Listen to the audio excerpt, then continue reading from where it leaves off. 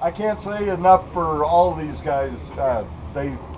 Our lives would be totally different if they didn't do what they did during for us. So. And all our those are. I'm from Belgium. Thanks to those guys, it went free. Yeah. I was born. I said don't go that far back. Well, I got to. Anyway, I was born down where they chop cotton. Is that okay? 10 cents an hour. But that was back in the 20s. So I graduated from Bryant School. And then 1 week later, I was in the Air Force. Now, why I went and didn't get a scratch all through what I went through, down where I live, we had 2 churches, a Baptist and a Methodist. Then I had my mama praying for me, and I know I had 2 angels. Those prayers kept me from being hurt. So I went to St. Louis to basic training, and I was the dumbest guy up there. All my buddies left, and they left me there. I was on pots and pans and washing, and they all left. And so Air Force needed pilots so bad that they started getting enlisted men. So I went behind 3 judges. And one of them kind of liked me because I built model airplanes. And I'm the dumbest guy up there, and this guy, well, they passed me, sent me to Maxwell Field, Alabama. And we get down there, and this bunch of rum-dums come out of the Caribbeans, and they had West Point officers that had just graduated 4 years. And we was all mixed up, and they started sending us to little airfields. I was assigned to Helena, Arkansas. Helena is just down the river from Memphis.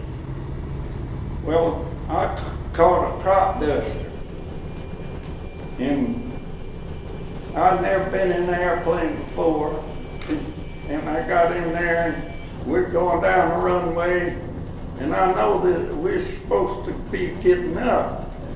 Well, it was 2 big old cottonwood trees down there, and he flew right through them and said, I want to get your attention. All the guys that bailed out, they were instructed to bail their parachute so that they couldn't be identified where they came down for anybody searching for them, or Germans or anything like that. They buried them. And they did that in the invasion too. All these guys that parachuted out of gliders, they were instructed to bury their parachutes and cover them up so that the Germans couldn't find them, because it was a wide area. I mean, you take 20 or 30 guys that land in the background here, and there's this white thing laying out in the ground. You could see it. So what they did, they would take anything they could to cover the branches, the trees, the leaves, everything to cover the parachutes. And then they'd take off.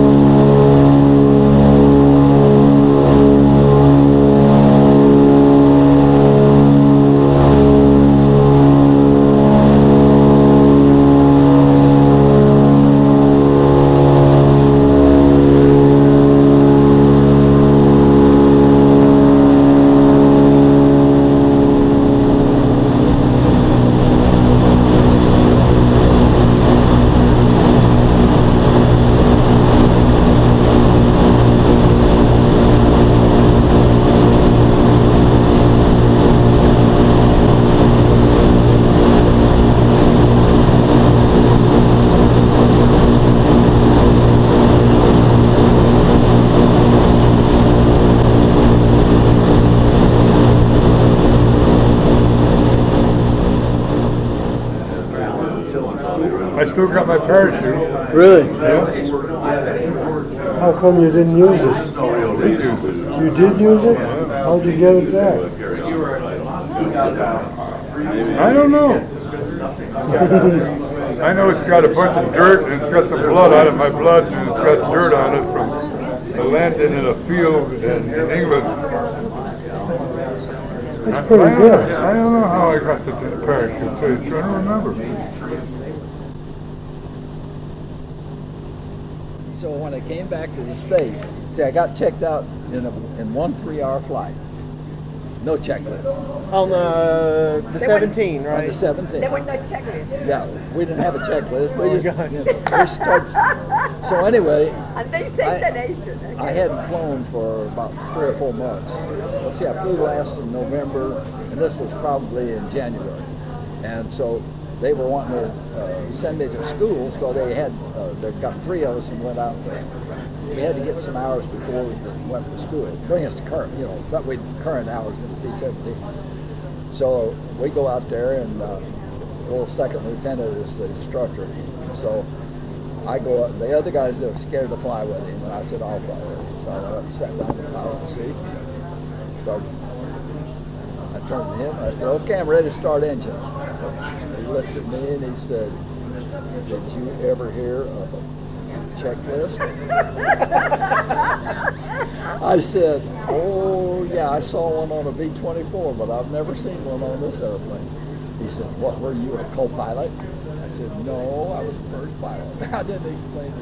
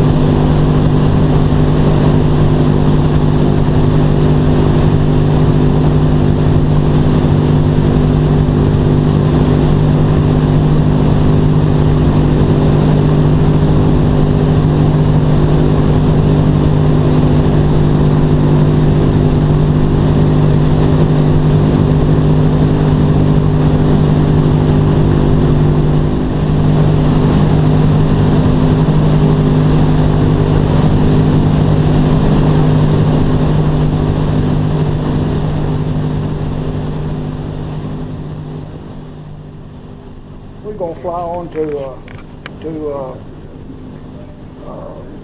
Greenwood, Mississippi. Green, We got over there and the weather was bad, low overcast. We couldn't land, so they sent us down to Alexandria, Louisiana.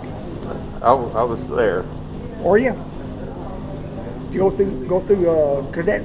No, flying B-17. Okay. Did fly out? Did Alexandria have a field at 17? It was a crew training. Oh, okay. We got down there and the weather was bad. We landed, in the rain and everything. And landing lights went out, was coming on approach.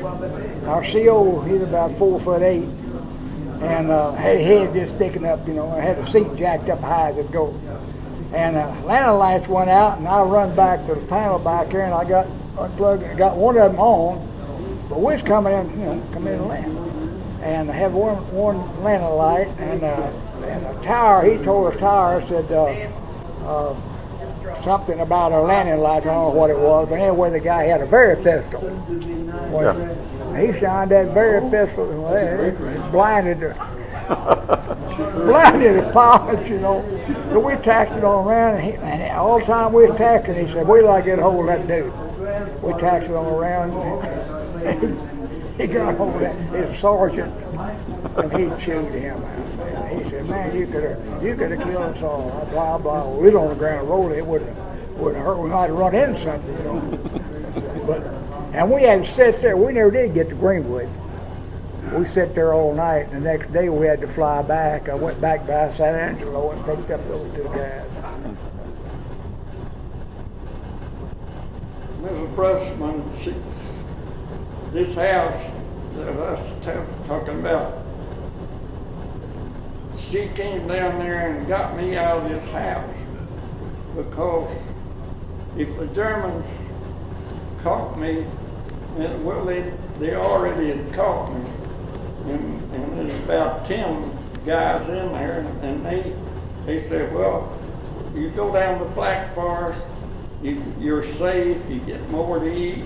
So they all went down there, and Miss Busman got me out of there. And they all ended up in the prison. This one house I stayed in, this woman said, clean up and wash up, said, I got company. So about 4 women came, and one of them brought their daughter. And every once in a while, one of them women get up and leave, and they wouldn't come back. Finally, I was just left with the daughter, and I couldn't speak French, she couldn't speak English, we didn't get along, but that woman told me the next day, said, you don't know what's going on, do you? I said, no. She said, that woman brought their daughter over here and said, maybe you'd like her and want to marry her and take her back home with you. So next day, the 10-wheelers, about 3 truckloads of us go down the pass. We go in there and lobby, and here come Patton, and here come 2 captains, and they didn't see him in time, and he shoot a man. And we, the captain and Holly, we was in civilian clothes, but if we'd have been in uniform, I don't think we'd have been that loud.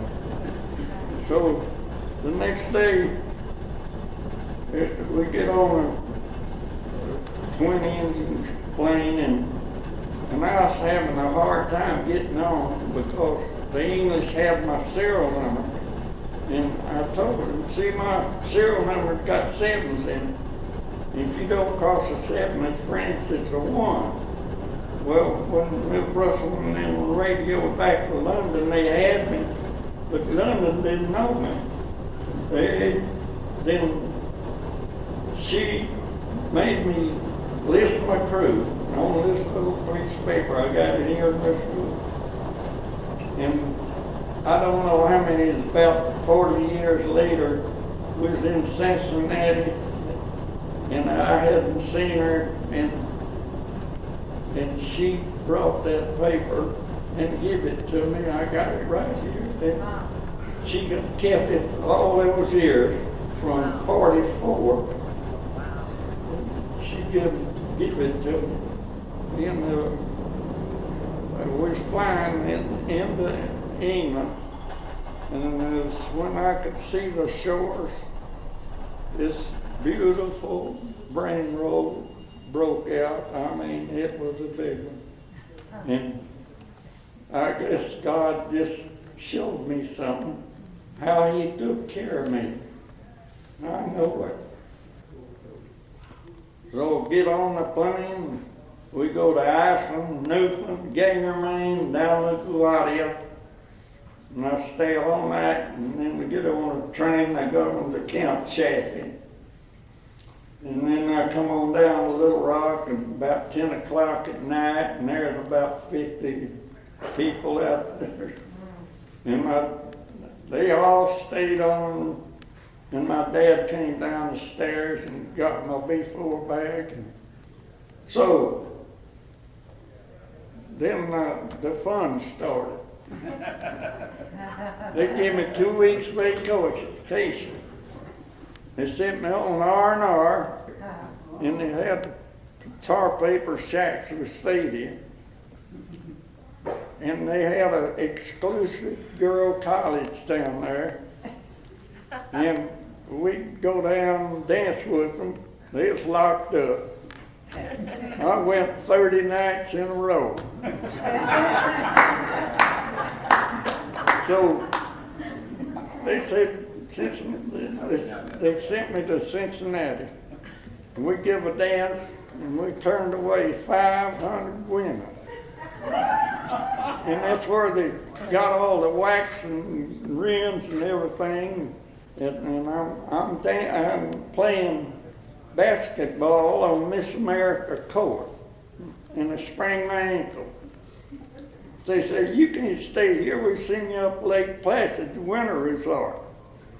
So I go up there and go to Montreal, and this is from September way around to April. They say, you got to go back to work. I said, well, send me to Santa Monica, California. And them girls didn't know no difference, so they sent me to... I go out there, and then the Red Cross would take me down to Riviera Country Club, and I'd play golf, and they'd come get me. They said, well, you got to go back to work. Said, well, send me to Little Rock. No, we're sending down to Stuttgart, rice capital of the world. So I come back to Little Rock and got married, and we moved down to Stuttgart for about 4 months, and I get discharged. So that's where my life began. I've been married 69 years.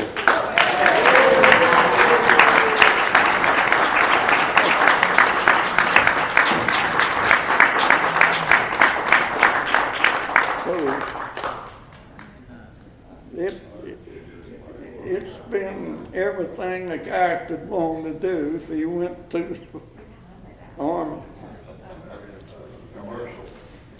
Any questions? Okay. Was your wife one that didn't get turned away of those 500 girls in Cincinnati? No, but I was up there, and this guy was bugging me. I was fixing to call her in a phone booth. And he said, won't you ask her to marry you? So I done forgot what I was going to talk about. Any more questions? Maybe you revive me. What's some more questions?